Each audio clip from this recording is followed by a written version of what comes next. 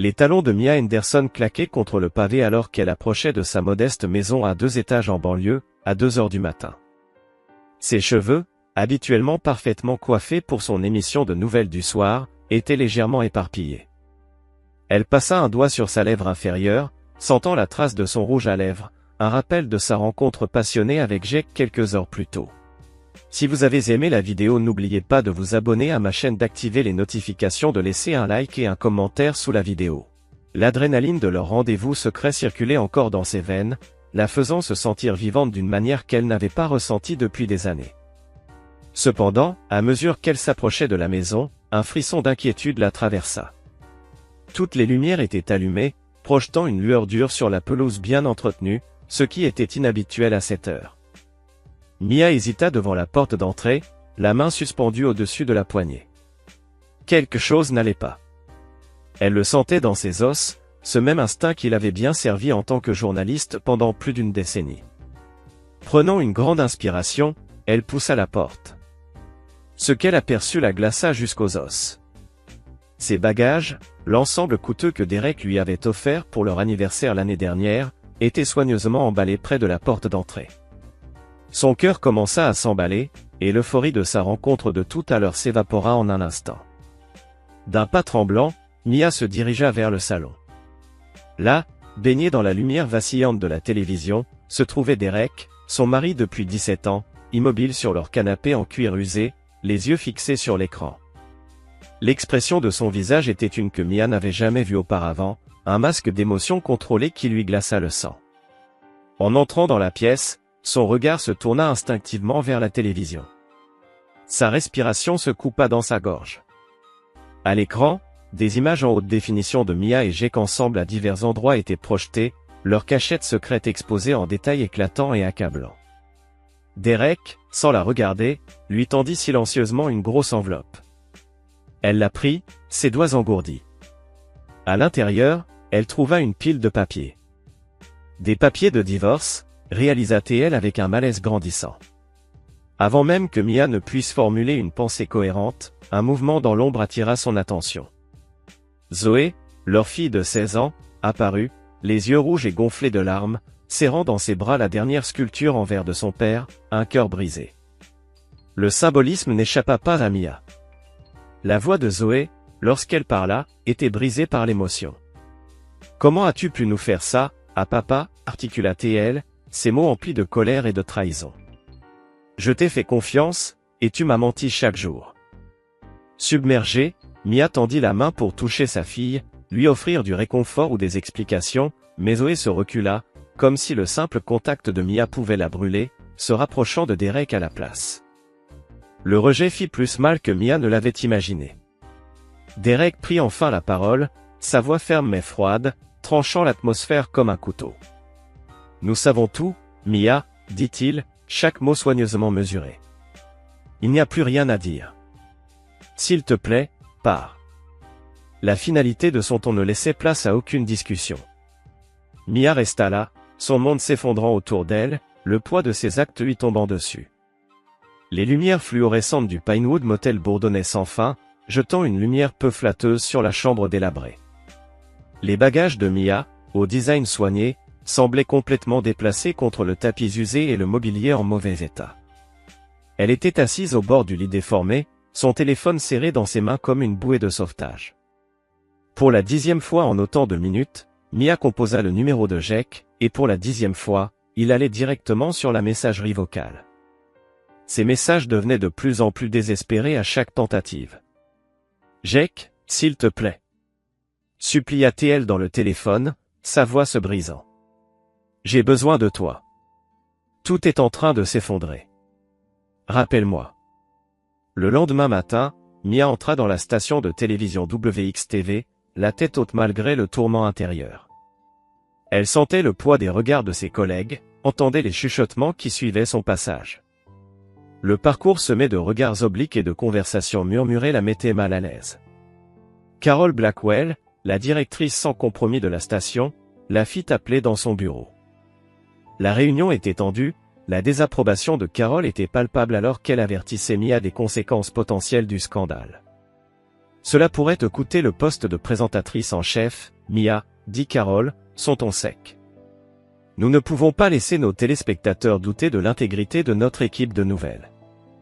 Désespérée de sauver sa réputation, Mia proposa une idée. Et si nous faisions une série sur les relations au travail, suggéra-t-elle, s'accrochant à cette idée comme à une bouée de sauvetage. On pourrait la présenter comme une étude sur les dynamiques modernes au bureau. Les sourcils levés de Carol montrèrent clairement ce qu'elle pensait de cette idée. Lorsque Mia sortit de la réunion, se sentant vaincue, Jake la coinça dans une salle de conférence vide. Son visage était pâle, la panique évidente dans ses yeux. « Mia, c'est une catastrophe, siffla-t-il. Ma femme menace de me quitter. On m'a proposé un poste dans un réseau concurrent. Je vais l'accepter. » Le sol sembla se dérober sous les pieds de Mia. « Quoi, Jake? Tu ne peux pas m'abandonner comme ça, on est ensemble dans ça. » Mais Jake était déjà en train de reculer, secouant la tête. « Je suis désolé Mia, vraiment. Mais je dois penser à ma carrière, à ma famille. Bonne chance pour ça. » Il était parti, la laissant seule dans la salle de conférence, l'ampleur de son isolement la frappant comme un coup physique. Plus tard dans la soirée, incapable de passer une autre nuit dans le motel sordide, Mia se retrouva à conduire devant sa vieille maison. Elle se gara de l'autre côté de la rue, observant à travers la fenêtre tandis que Derek réconfortait Zoé dans le salon. La vue lui transperça le cœur, un rappel brutal de ce qu'elle avait jeté. Alors qu'elle restait là, se vautrant dans sa misère, quelque chose attira son attention et fit battre son cœur plus fort. Des boîtes de déménagement se trouvaient dans le garage. Derek était sérieux au sujet du divorce, assez pour planifier un déménagement. La panique monta dans sa gorge, et Mia chercha précipitamment son téléphone.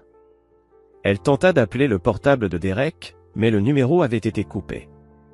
Toutes ses méthodes de contact habituelles avaient été coupées, la laissant perdue et seule. Dans le studio du jardin, ce qui avait été autrefois leur maison commune, Derek canalisait sa douleur dans son art. Le bruit du verre brisé remplissait l'air alors qu'il travaillait, créant une série de sculptures brisées, chaque pièce étant une manifestation physique du tourment qu'il ressentait. Magnifique dans sa brisure. En travaillant, son téléphone sonna. Derek s'arrêta, essuyant son front avec le dos de sa main avant de répondre. La voix à l'autre bout du fil appartenait à Olivia Chin, la conservatrice de la prestigieuse Ellison Gallery à New York. « Monsieur Henderson », dit la voix cultivée d'Olivia à travers le haut-parleur. « Je suis votre travail depuis un moment et je dois dire que votre nouvelle direction est fascinante. Nous aimerions vous offrir l'opportunité de présenter vos pièces dans une prochaine exposition que nous appelons « Paysage émotionnel ». La main de Derek se serra autour du téléphone. C'était une opportunité incroyable, une chance qui pourrait propulser sa carrière à de nouveaux sommets, mais était-il prêt à exposer son âme au monde à travers son art? Pendant ce temps, de l'autre côté de la ville, à l'école secondaire Westfield, Zoé Henderson faisait face à ses propres luttes. Les couloirs bourdonnaient de commérages, les regards la suivant à chaque pas.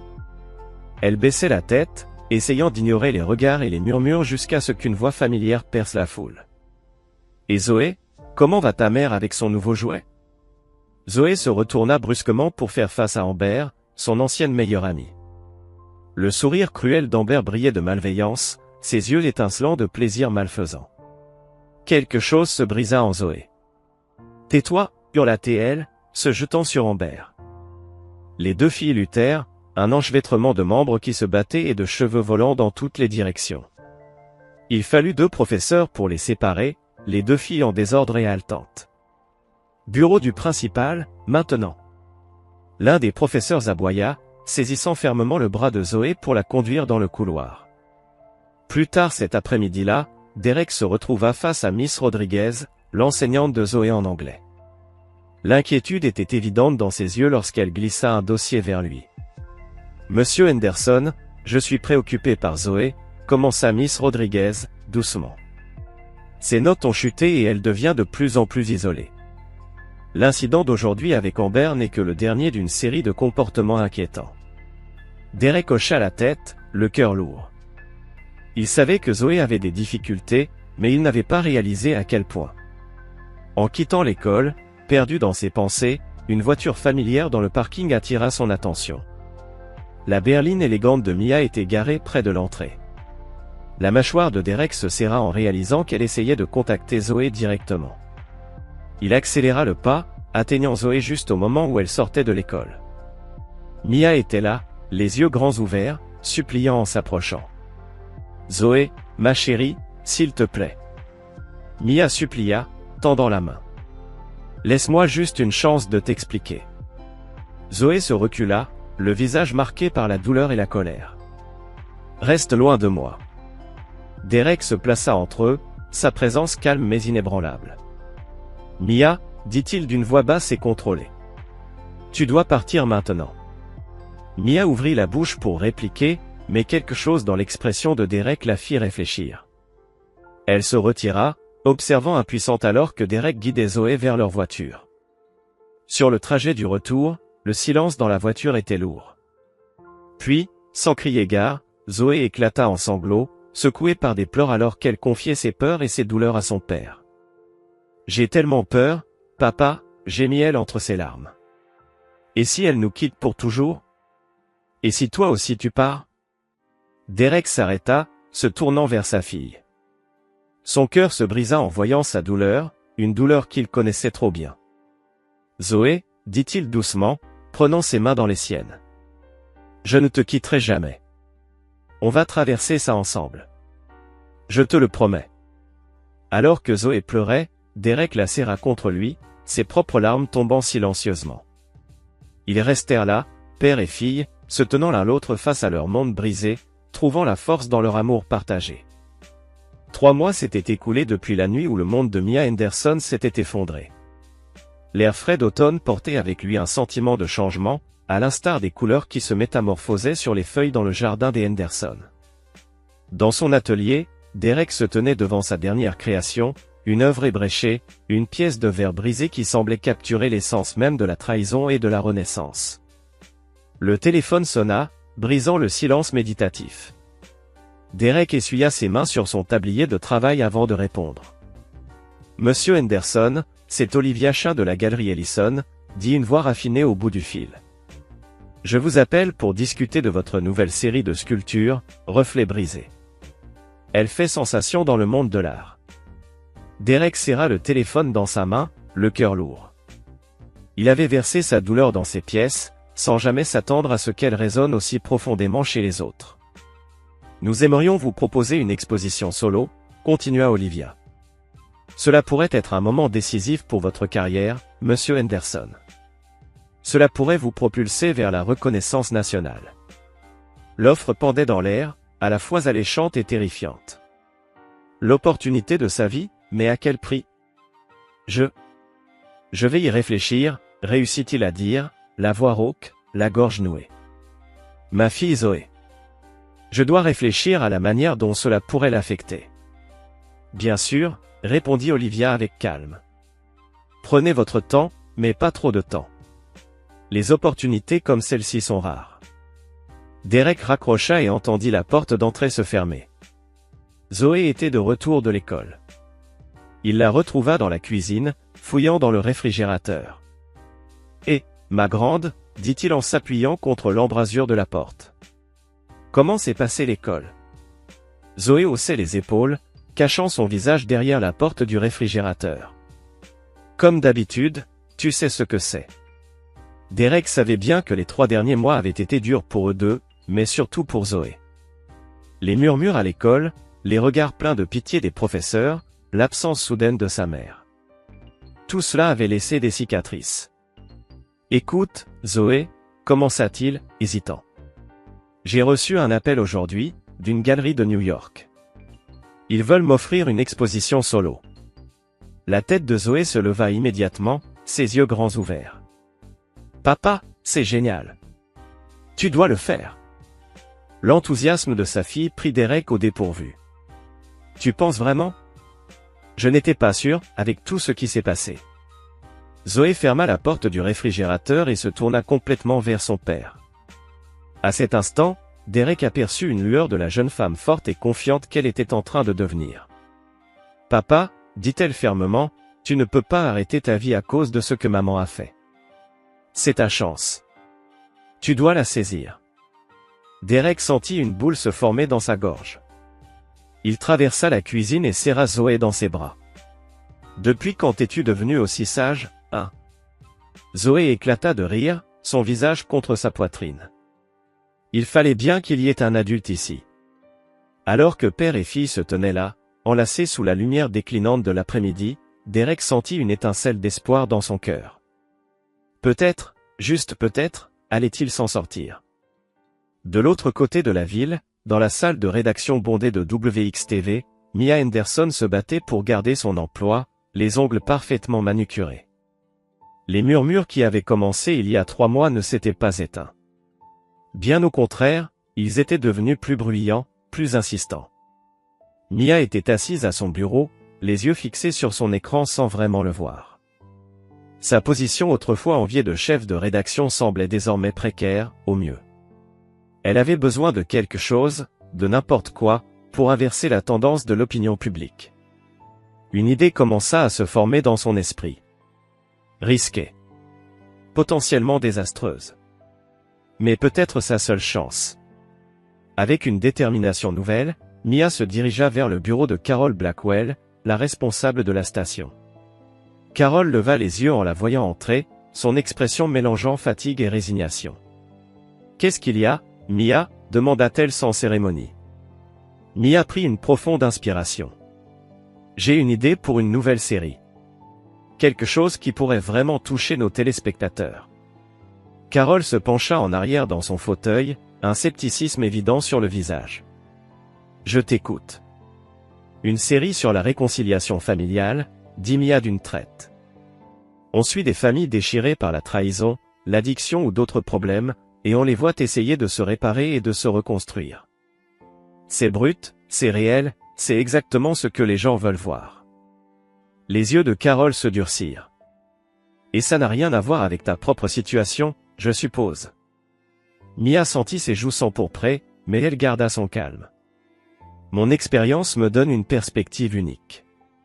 Je sais ce que ces familles traversent. Je peux me connecter avec elles d'une manière que personne d'autre ne peut. Carol garda le silence un long moment. Mia retint son souffle, consciente que toute sa carrière était en jeu. Finalement, Carol hocha la tête. D'accord, on va essayer. Mais... Elle marqua une pause, son ton se durcissant. Je vais te mettre avec Vince Tally. C'est un producteur impitoyable, connu pour son approche sans compromis. Si on fait ça, on le fait bien. Pas de filtre, pas de récits qui se servent de ton histoire. Compris. Mia acquiesça, un soulagement immense l'envahissant. Compris. Merci, Carol. Vous ne le regretterez pas. Alors qu'elle quittait le bureau, son téléphone vibra. Un message de Jake, son ancien amant. Le message affichait « Nous devons parler, retrouve-moi à notre ancien endroit à 20h. » Le cœur de Mia s'emballa. Cela faisait des mois qu'elle n'avait plus eu de nouvelles de Jake, depuis qu'il l'avait abandonnée pour sauver sa propre peau. Mais maintenant, avec cette nouvelle opportunité à l'horizon, peut-être était-il temps de reprendre le contrôle de leur histoire. « Je serai là, répondit-elle, une stratégie déjà en train de se former dans son esprit. Pendant ce temps, au manoir Henderson, Derek se trouvait dans son bureau, le téléphone en main. Il venait de terminer un appel avec le docteur Samantha Reeves, une thérapeute spécialisée dans les traumatismes adolescents par l'art. Ces mots résonnaient dans son esprit, l'art peut être un outil puissant de guérison, monsieur Henderson. Avez-vous envisagé de travailler sur un projet avec Zoé? Cette idée germait dans son esprit, croissant à chaque seconde qui passait. Il se dirigea vers la chambre de Zoé, où il la trouva en train de dessiner dans son carnet, les écouteurs vissés sur les oreilles. Et, dit-il doucement en la tapotant sur l'épaule. Zoé leva les yeux, enlevant ses écouteurs. Je pensais, comment te sentirais-tu à l'idée de collaborer sur une œuvre ensemble? Quelque chose de grand, peut-être pour l'exposition? Les yeux de Zoé s'illuminèrent. Un sourire se dessina sur son visage. Vraiment? Tu veux que je travaille avec toi? Derek hocha la tête, son excitation croissant. Absolument. Tes photographies, mes sculptures en verre. Je pense que nous pourrions créer quelque chose de vraiment spécial. Alors que père et fille commençaient à planifier, à esquisser des idées et à échanger leurs pensées, une chaleur envahit la pièce. Pour la première fois depuis des mois, le rire résonnait à travers la maison, le son de la guérison qui commençait à prendre racine. La galerie Ellison était en effervescence. L'élite artistique de New York se mêlait parmi les dernières créations de Derek Henderson. Les flûtes de champagne s'entrechoquaient tandis que des conversations à voix basse remplissaient l'air. L'exposition de Derek, Reflet brisé, un voyage à travers la trahison, avait ouvert la voie à des critiques enthousiastes et l'énergie dans la pièce était électrique. Olivia Chain, la conservatrice de la galerie, se faufila à travers la foule, un sourire de fierté sur les lèvres. Elle s'arrêta devant une pièce particulièrement frappante, une sculpture de verre bleu et transparent dont la surface brisée captait la lumière d'une manière exquise. « N'est-ce pas magnifique ?» murmura-t-elle à un critique d'art voisin. L'émotion brute, la maîtrise technique. Henderson a vraiment surpassé toutes les attentes. Le critique hocha la tête, griffonnant furieusement dans son carnet. C'est viscéral. On ressent la douleur, la colère, mais il y a autre chose, peut-être de l'espoir. Vraiment remarquable. De l'autre côté de la pièce, Derek se tenait aux côtés de Zoé, tous deux vêtus de leurs plus beaux habits. La main de Zoé était glissée dans le bras de son père, ses yeux brillants de fierté en observant les réactions des gens face au travail de son père. « Papa, chuchota-t-elle, ils adorent. Regarde-les tous. » Derek serra la main de sa fille, la gorge serrée par l'émotion. « On l'a fait, ma chérie. On l'a vraiment fait. » Alors qu'il se frayait un chemin à travers la galerie, Derek était interrompu à plusieurs reprises par des admirateurs et des acheteurs potentiels. Plusieurs pièces avaient déjà été vendues à des prix records, un fait qui les laissa légèrement abasourdis. Pendant ce temps, à l'arrière de la galerie, une silhouette en vêtements sombres et lunettes de soleil surdimensionnées s'introduisit discrètement. Le cœur de Mia battait la chamade en observant la scène devant elle. Le déguisement semblait ridicule, mais elle ne pouvait risquer d'être reconnue, ni supporter l'idée de gâcher ce moment pour Derek et Zoé. Elle se fraya un chemin à travers la foule, les yeux rivés sur son ancienne famille. Derek avait changé, il semblait plus sûr de lui, presque rayonnant, et Zoé. Le souffle de Mia se coucha dans sa gorge. Sa fille souriait. Vraiment souriait. D'une manière que Mia n'avait pas vue depuis des années. La réalité de ce qu'elle avait perdu frappa Mia comme un coup physique. Elle vacilla légèrement, heurtant une femme grande et élégante aux cheveux noirs lisses. « Oh, je suis désolé, » murmura Mia en essayant de s'éloigner. Mais les yeux de la femme se rétrécirent, une lueur de reconnaissance traversant son visage. « Madame Henderson ?» demanda-t-elle d'une voix basse. La panique saisit Mia. Elle se retourna, prête à fuir, mais se retrouva face à face avec Olivia Chain. L'expression d'Olivia était un mélange de surprise et peut-être, de pitié. « Je dois partir » réussit à dire Mia, la gorge serrée, en se faufilant à travers Olivia et en se dirigeant vers la sortie. Elle ne s'arrêta de courir que plusieurs pâtés de maison plus loin, son souffle haletant et les larmes coulant sur son visage. Le lendemain matin, alors que Derek dégustait tranquillement son petit déjeuner avec Zoé, son téléphone sonna. L'identifiant de l'appelant affichait un numéro inconnu. « Allô ?» répondit-il prudemment. « Monsieur Henderson, ici Sarah de Good Morning America. Nous serions ravis de vous inviter à l'émission pour discuter de votre travail et votre soudaine montée en notoriété dans le monde de l'art. Êtes-vous disponible cette semaine, Derek ?» Il faillit s'étouffer avec son café. « Désolé, avez-vous dit Good Morning America ?» Les yeux de Zoé s'agrandirent, un sourire se dessinant sur son visage. Elle lança un pouce en l'air enthousiaste en direction de son père. « Oui, monsieur, » répondit-elle. Sarah continua. « Votre exposition a fait un véritable scandale, nous pensons que nos téléspectateurs seraient fascinés par votre histoire. » Derek prit une profonde inspiration, se calmant tant bien que mal. « Ce serait un honneur, » dit-il enfin. « Merci pour l'opportunité. » Alors qu'il raccrochait, Zoé se précipita vers lui, l'enlaçant avec force. « Papa, c'est énorme !» s'exclama-t-elle. « Tu vas déchirer. » Derek lui rendit son étreinte, un mélange d'excitation et de nervosité se bousculant dans son ventre. « J'espère bien, mon grand, j'espère bien. » Le jour de l'interview se leva, radieux et clair. Derek était assis dans la salle d'attente, ajustant sa cravate pour la 100e fois. Une assistante de production passa la tête par la porte. « Monsieur Henderson, vous êtes à l'antenne dans 5 minutes. » En entrant sur le plateau, les lumières vives et les multiples caméras le submergèrent un instant. Il prit une profonde inspiration. Il pouvait le faire. Il devait le faire. L'animatrice, une femme au visage souriant nommée Rebecca, lui adressa un sourire chaleureux. « Bienvenue, Derek, nous sommes ravis de vous avoir ici aujourd'hui. Votre exposition Réflexions brisées a fait sensation dans le monde de l'art. Pouvez-vous nous parler un peu de l'inspiration qui se cache derrière ?» Derek marqua une pause, pesant soigneusement ses mots. « La vie a une façon de nous surprendre », commença-t-il d'une voix calme. « Parfois, ces surprises brisent notre monde.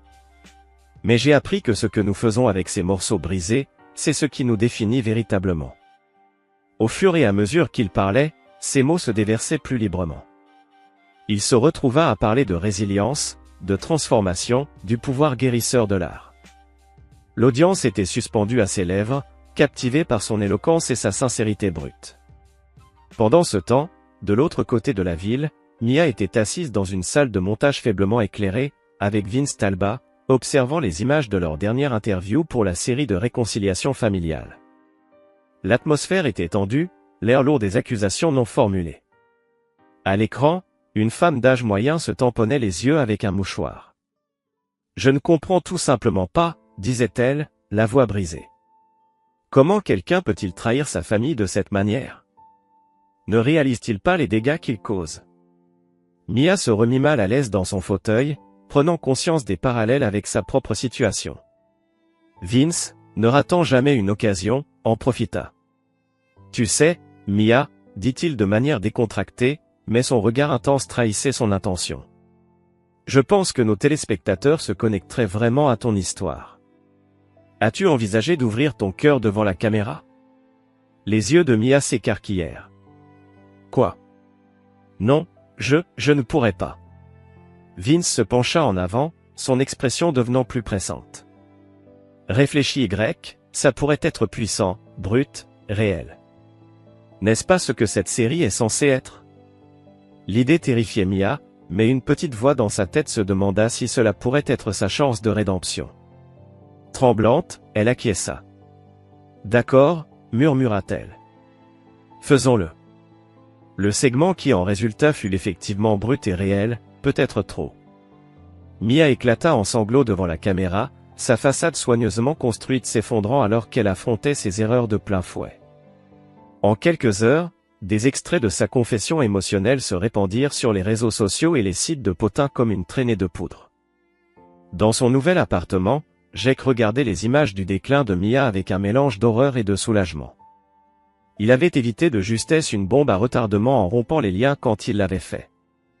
En voyant les luttes publiques de Mia et le succès fulgurant de Derek, Jake prit une décision. D'un rapide tapotement sur son téléphone, il bloqua son numéro et la supprima de tous ses comptes de réseaux sociaux. Il était temps de tourner la page pour de bon. Alors que les clips de l'interview élégante de Derek sur GMA et de la chute émotionnelle de Mia devenaient viraux, la narration publique se cristallisa. Derek émergea comme le héros lésé, sa grâce et sa résilience face à la trahison lui attirant l'admiration générale. Mia, quant à elle, se retrouva cataloguée comme la méchante déchue, ses tentatives de rédemption accueillies avec scepticisme et dérision. Le contrat n'aurait pu être plus clair.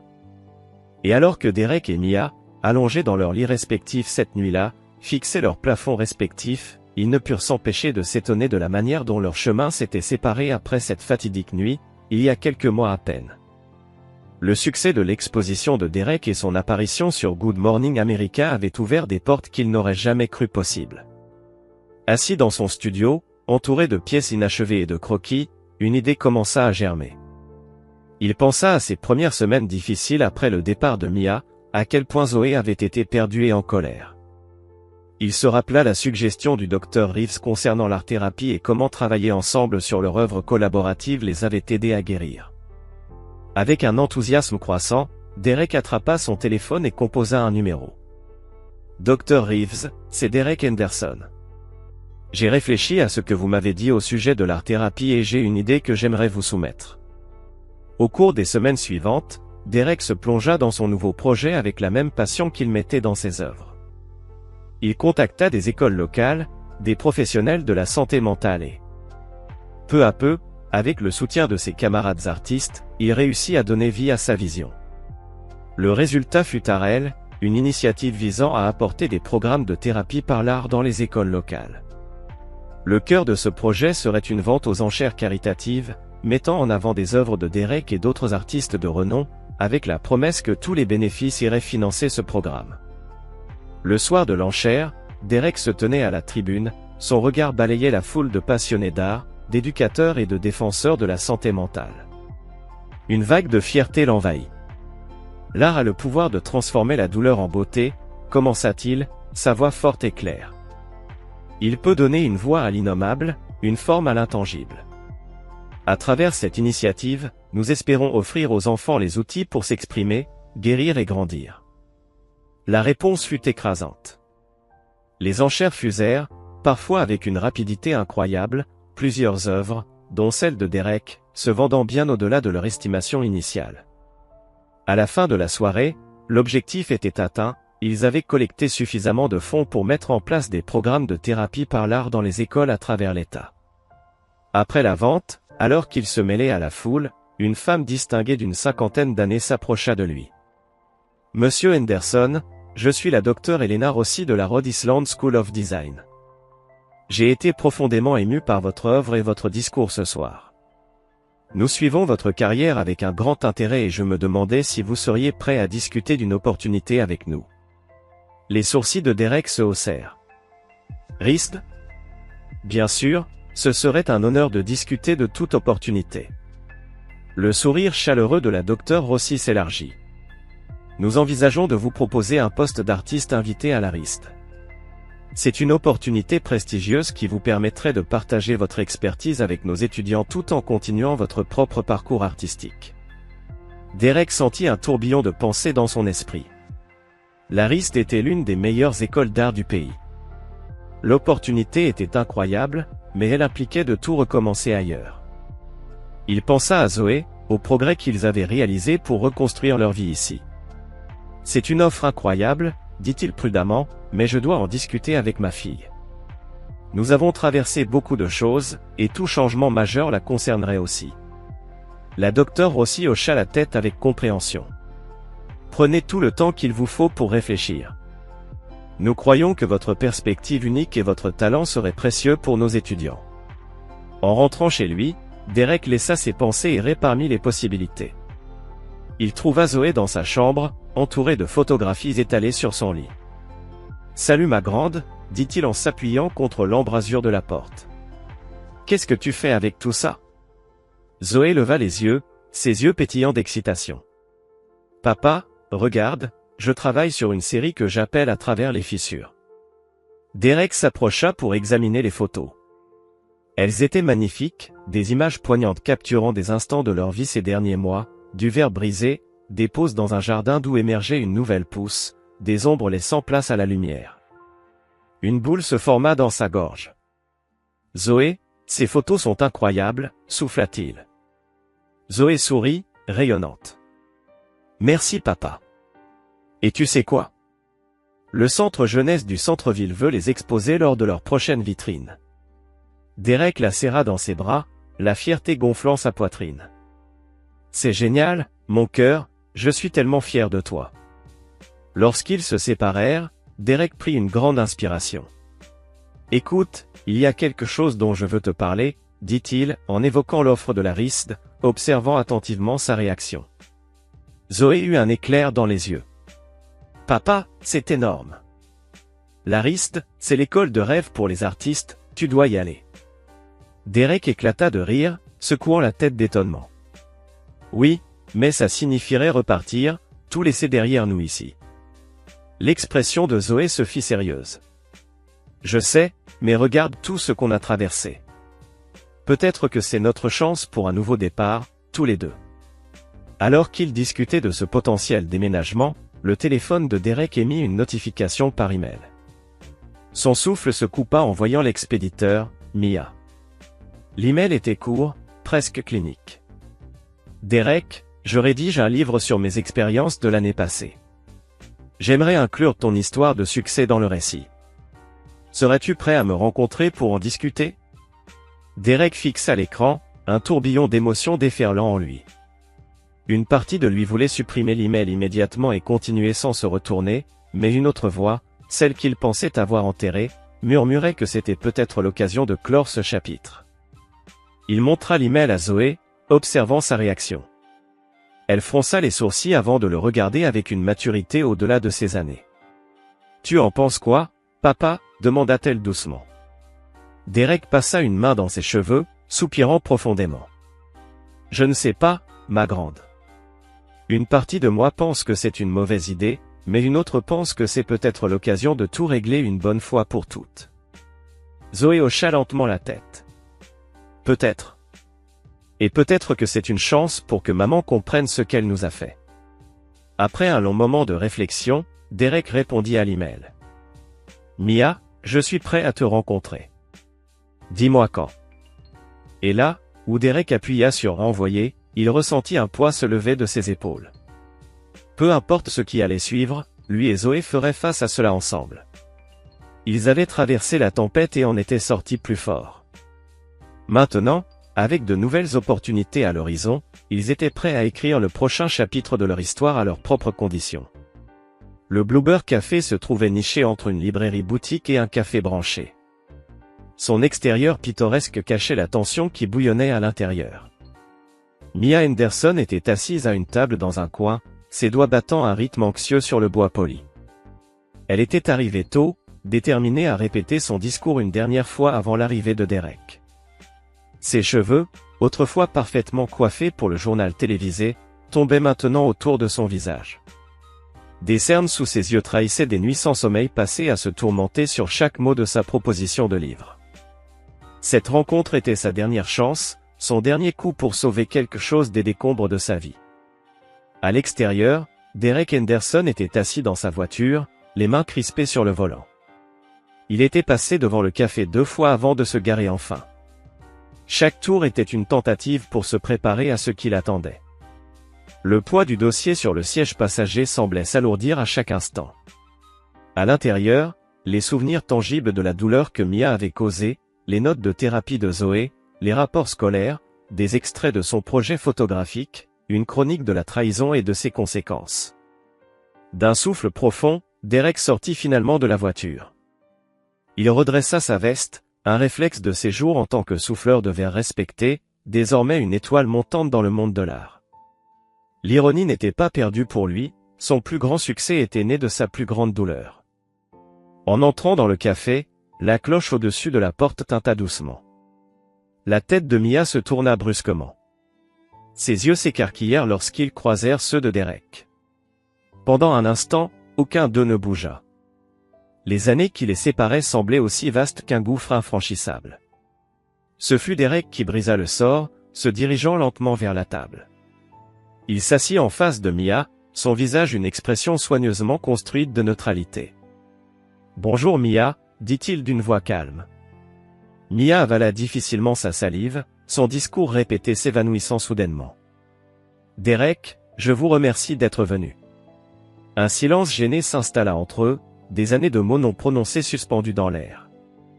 Finalement, Mia s'éclaircit la gorge, se lançant dans son discours avec le désespoir d'une femme qui se noie, cherchant désespérément à se raccrocher à une bouée de sauvetage. « J'écris un livre », commença-t-elle, sa voix prenant de la force au fur et à mesure qu'elle parlait. Un voyage de redécouverte de soi et de rédemption. Je veux raconter toute l'histoire de notre famille, Derek. Le bien, le mal, le laid, tout ça. Derek écouta en silence, son visage impassible. Mia insista, ses mots s'écoulant plus vite maintenant. Je sais que j'ai fait des erreurs terribles, impardonnables, mais ce livre, c'est une chance de réparer les choses, d'expliquer, de m'excuser, de montrer combien j'ai évolué. Tandis que Mia parlait, la main de Derek se posa sur le dossier qu'il avait apporté. Ses doigts effleurèrent les bords, sentant le poids de son contenu. « As-tu fini ?» demanda-t-il doucement lorsque Mia fit une pause pour reprendre son souffle. Mia hocha la tête, l'espoir brillant dans ses yeux. Derek prit une profonde inspiration avant de répondre d'une voix calme mais ferme. « Non, Mia, je ne ferai pas partie de ton livre. » L'espoir dans les yeux de Mia s'éteignit, remplacé par la confusion et la douleur. « Mais pourquoi ? Ce pourrait être notre chance de guérir, de continuer. Notre chance. » La voix de Derek prit un ton plus tranchant. « Il n'y a plus de notre désormais, Mia. Tu t'en es assuré. » Il posa le dossier sur la table, le glissant vers elle. « Voilà pourquoi.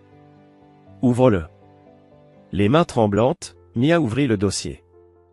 Elle s'arrêta net en voyant son contenu. Page après page, elle parcourut la douleur qu'elle avait causée. Les notes de thérapie de Zoé, pleines de colère et de confusion, les rapports scolaires montrant une chute des notes, des photographies capturant des moments de tristesse et de perte. « Voilà l'histoire que tu ne racontes pas, Mia, » dit Derek doucement.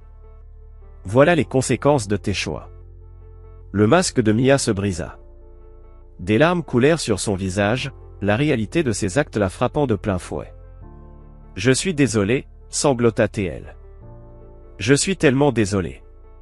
S'il te plaît, Derek, donne-moi une autre chance. Laisse-moi faire de nouveau partie de ta vie. » Derek resta impassible face à ses larmes.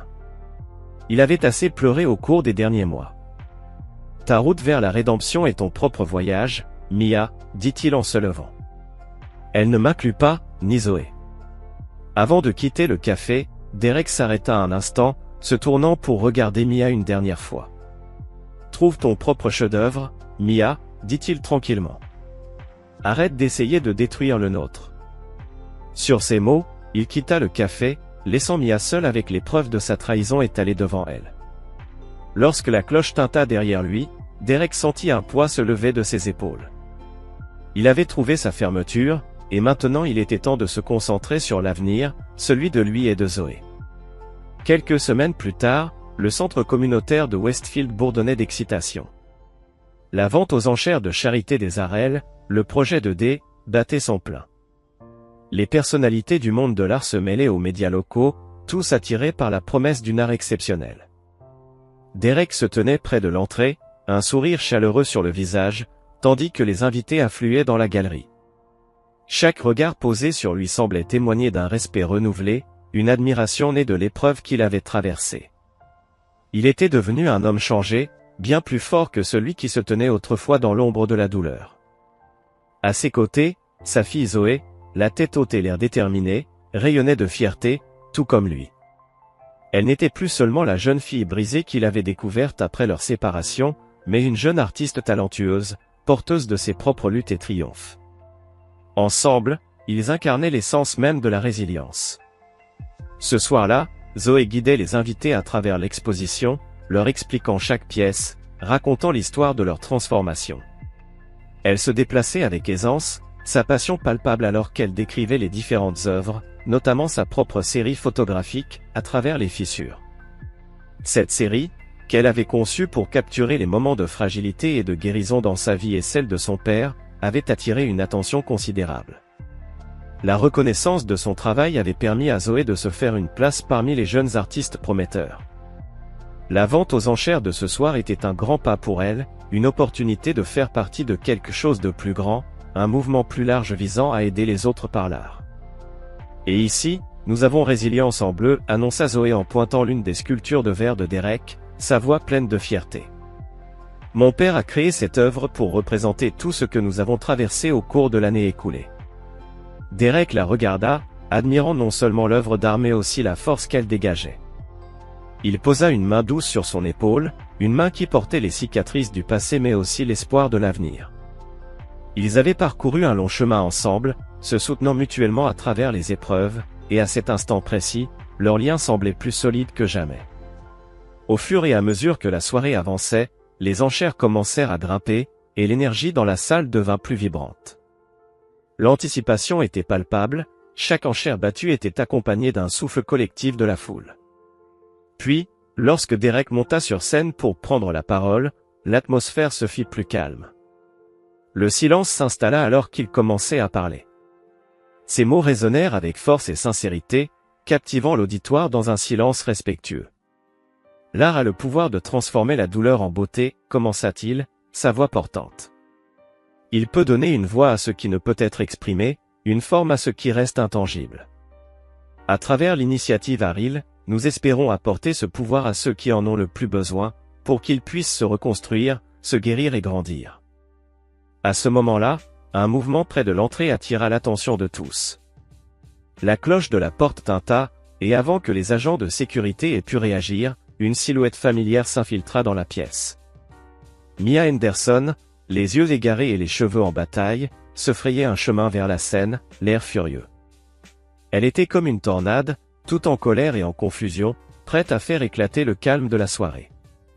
Derek sentit un pincement au cœur, une émotion contradictoire entre la peur, la colère et la tristesse.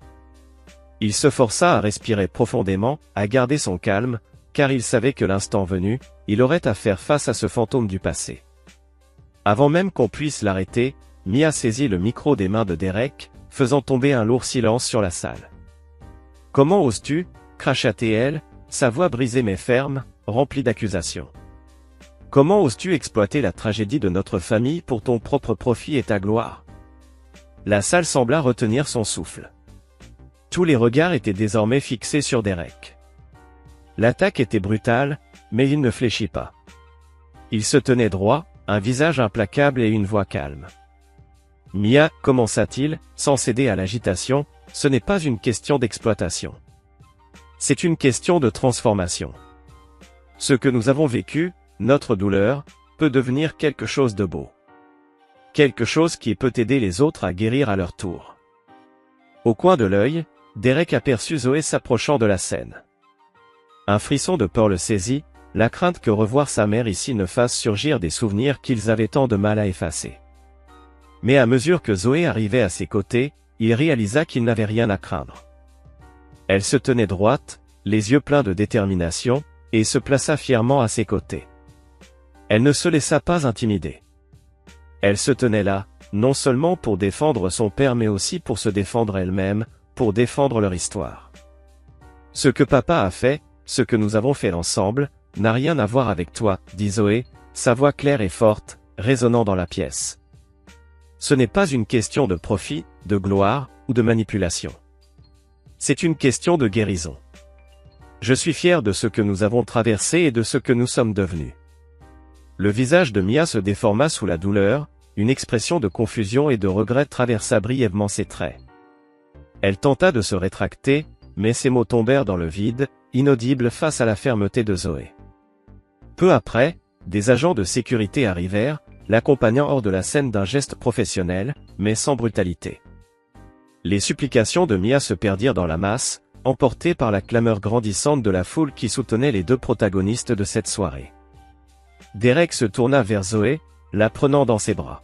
« Je suis tellement fier de toi, murmura-t-il. » En se séparant, il remarqua les téléphones qui s'étaient braqués sur eux, capturant ce moment de confrontation. Il savait que, dès le matin, cet incident serait sur toutes les lèvres, et il allait rapidement devenir viral. Mais en cet instant, il se moquait bien de l'opinion publique. Ce qui comptait, c'était le regard dans les yeux de sa fille, la force qu'il y voyait et l'amour profond qu'ils partageaient. Ensemble, ils avaient surmonté tout cela. Quand l'enchère reprit, l'atmosphère avait changé. La salle était plus calme, plus attentive. Il y avait une nouvelle compréhension, une reconnaissance du véritable pouvoir de l'art, celui de guérir, de transformer la douleur en quelque chose de plus grand. Chaque enchère était désormais plus qu'un simple échange d'argent, c'était un acte de soutien à cette cause plus grande. Les œuvres se vendaient bien au-delà de leur prix de départ. Chaque pièce, chaque enchère semblait témoigner du respect pour l'histoire derrière l'art. À la fin de la soirée, alors que Derek et Zoé se tenaient parmi les chevalets et les socles vides, ils se regardèrent, leur cœur rempli de satisfaction. Ils savaient qu'ils avaient accompli quelque chose de véritablement important. Ils avaient pris leur souffrance, l'avaient transfigurée et en avaient fait un outil pour aider les autres.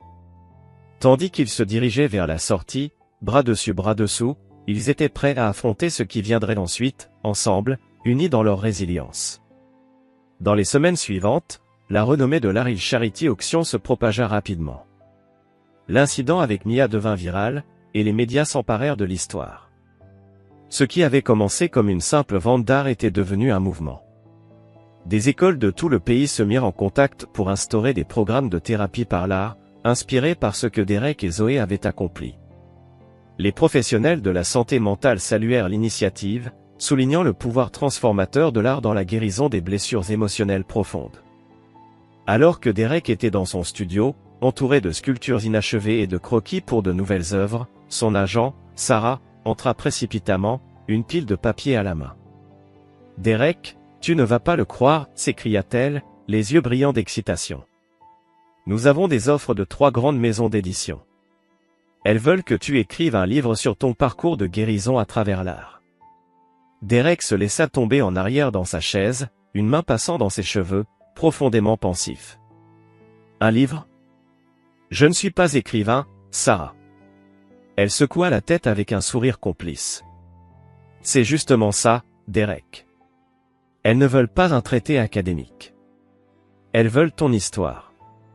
Comment tu as utilisé l'art pour surmonter ta douleur, ta trahison, et comment d'autres peuvent en faire autant. » Derek, pensif, songea à la proposition, ses yeux se perdant dans les croquis qui tapissaient les murs de son atelier. Puis, il entendit la porte d'entrée s'ouvrir.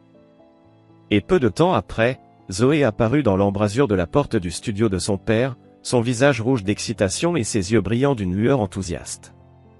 Elle avait l'air d'une tornade prête à tout dévorer sur son passage, son énergie débordant de chaque pore. « Papa, devine quoi » lança-t-elle d'une voix pleine d'entrain, avant de s'arrêter brusquement, comme si elle venait de se rendre compte qu'une autre personne était présente dans la pièce. « Oh, désolé, je ne savais pas que tu avais de la compagnie » s'excusa-t-elle immédiatement, se reculant d'un pas comme pour se faire discrète. Derek, qui n'avait pas du tout l'air dérangé par l'incident, la fit entrer d'un geste amical et lui adressa un sourire apaisant. « Ce n'est que Sarah. Qu'est-ce qui te met dans un tel état ? » « Tout va bien ?» demanda-t-il, son ton empreint d'une douce curiosité, ses yeux pleins d'attention. Zoé prit une grande inspiration, comme pour rassembler toute la force de sa décision. Puis, avec une énergie débordante, elle annonça fièrement, presque en éclatant de joie, « J'ai décidé que je voulais postuler à une école d'art. Pas n'importe quelle école, je veux postuler à l'école des Beaux-Arts de Paris. » La pièce se figea pendant un moment, comme suspendue dans le temps. Les secondes s'étirèrent alors que tout le monde réalisait la gravité de ce qu'elle venait de dire. Puis, soudainement, la pièce éclata de joie. Derek se leva brusquement, submergé par une vague de fierté, et prit Zoé dans ses bras dans une étreinte chaleureuse et réconfortante. Son cœur, déjà empli d'amour pour elle, sembla se gonfler encore davantage.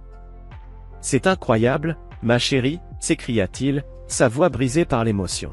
« Tu sais que je serai toujours là pour toi, pour te soutenir à chaque étape du chemin. Je suis tellement fier de toi. » Pendant ce temps, de l'autre côté de la ville, Mia Henderson était en train de faire face à la dure réalité de ses actions passées. Le bruit dans la salle de rédaction de WXTV montait en crescendo, un murmure incessant qui trahissait l'atmosphère tendue qui régnait alors qu'elle était escortée vers le bureau de Carol Blackwell, la directrice de la station. Le visage de Carol était fermé, marqué par la gravité de la situation. Ses yeux ne laissaient transparaître aucune émotion, mais sa posture et la rigidité de ses traits trahissaient la dureté de la conversation à venir. Mia s'assit lentement en face d'elle, son cœur battant la chamade, une boule d'angoisse serrant sa gorge. Elle savait que l'entretien allait être difficile, mais elle n'imaginait pas l'ampleur de la tempête qui se préparait. « Mia » commença Carol, sa voix d'acier ne laissant place à aucune ambiguïté, « après ce qui s'est passé lors de l'enchère de charité, nous n'avons d'autre choix que de mettre fin à ton contrat. Tes actions ont causé des dommages irréparables à la réputation de la station. Nous ne pouvons plus continuer ainsi. » Mia sentit comme si le sol se dérobait sous ses pieds. Elle tenta de prendre la parole, mais sa voix trembla sous l'émotion. « Carol, s'il te plaît, supplia-t-elle, ses yeux emplis de larmes, c'était une erreur, je peux tout expliquer. » Mais Carol la coupa d'un geste sec. « ce n'est pas uniquement à propos de l'enchère, Mia. Ta série sur la réconciliation familiale a été un fiasco total. Les téléspectateurs ne te font plus confiance. Je suis désolé, mais cette décision est irrévocable. Mia se leva lentement, son visage blême, et prit son carton contenant ses affaires personnelles. En sortant de la station, elle sentit le poids de l'échec la submerger. Son téléphone vibrait sans cesse, chaque message ou notification marquant la profondeur de sa chute. Les grands réseaux, les journaux nationaux, tous rapportaient en boucle sa défaite publique. Le temps passa, les jours se transformant en semaines, et Mia chercha désespérément une porte de sortie.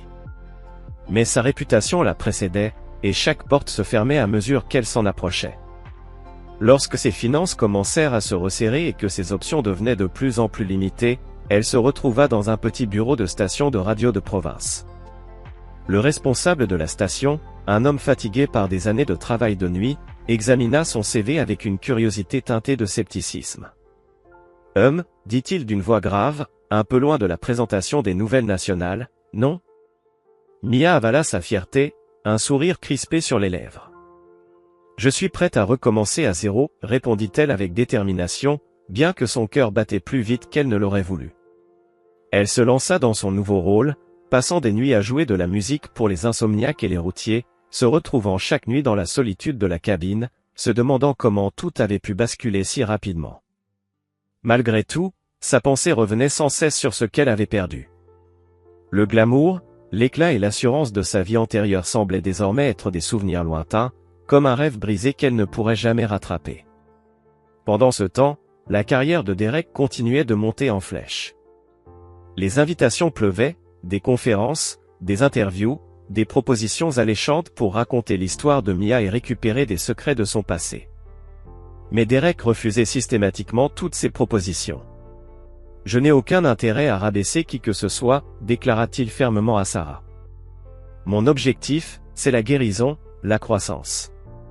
Et c'est l'histoire que je veux raconter. » Avec l'arrivée de l'automne, Derek et Zoé se préparèrent pour leur grand départ vers Rhode Island. Le poste de Derek comme artiste invité à RSD allait commencer au Nouvel An, coïncidant avec le début de la première année universitaire de Zoé si elle était acceptée.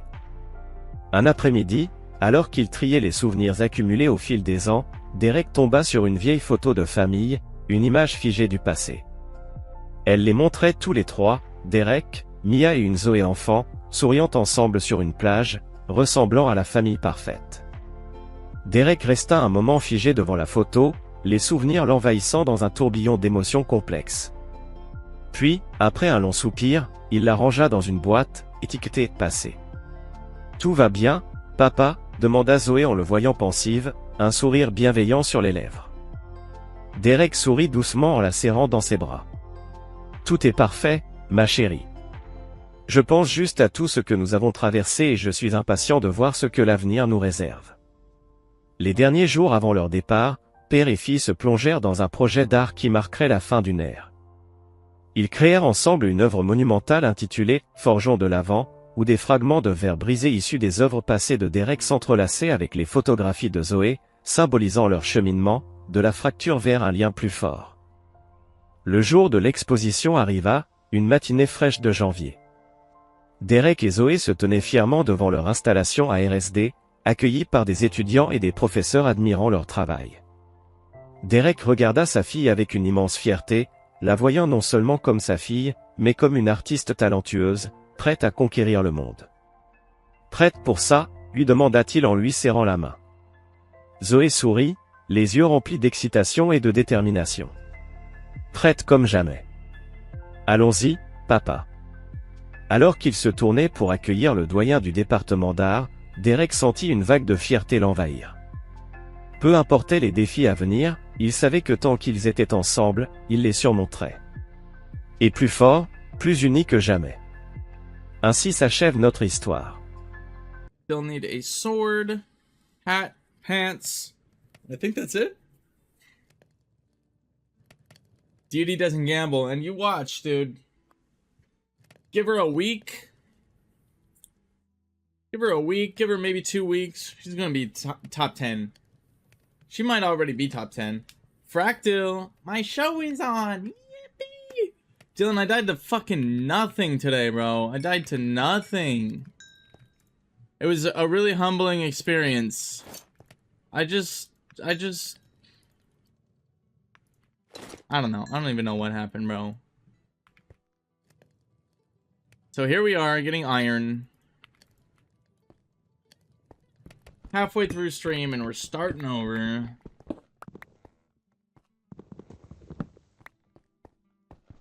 But what's up, Dylan? How was work, man?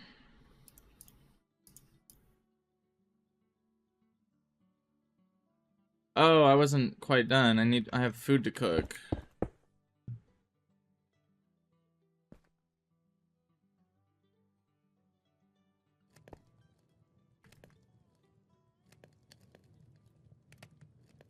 How are you still doing this? I actually enjoy it, man. I can't lie. I mean, it does test me, for sure. But I'm not like... I don't know. I'm not... Bro. I'm not like hating every second of this, you know? This is like the game I've been playing since I was 11 years old, after all, so...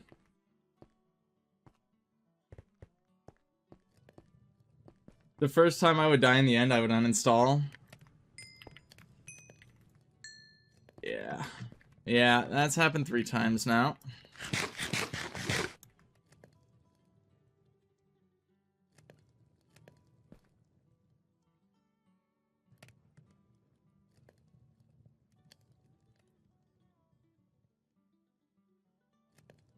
I don't know, maybe I'm just a masochist, chat. Maybe every time I die, I'm just clip farming with a little smirk.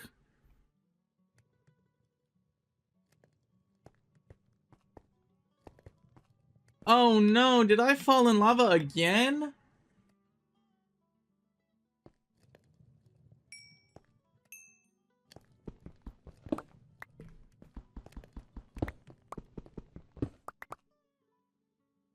Excellent. Okay. We're doing alright. No hot orange juice. I got your hot orange juice right here. Uh-oh.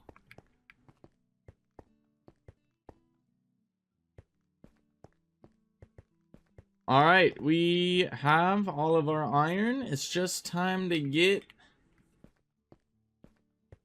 deeper. Deeper. Fuck off, skeleton. I done lost most of my mana. The mana casino took it all away from you. Now you just know that every time you die, it means people buy more coins. I don't know what you're talking about.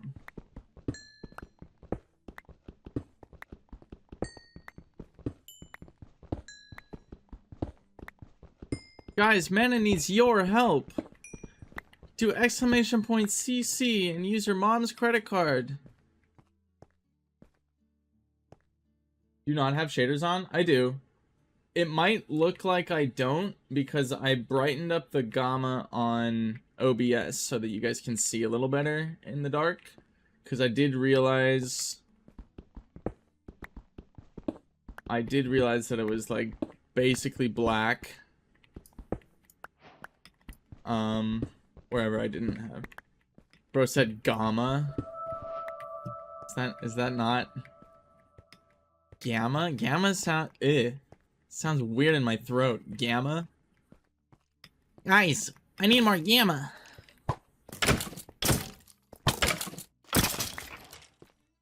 Gamma.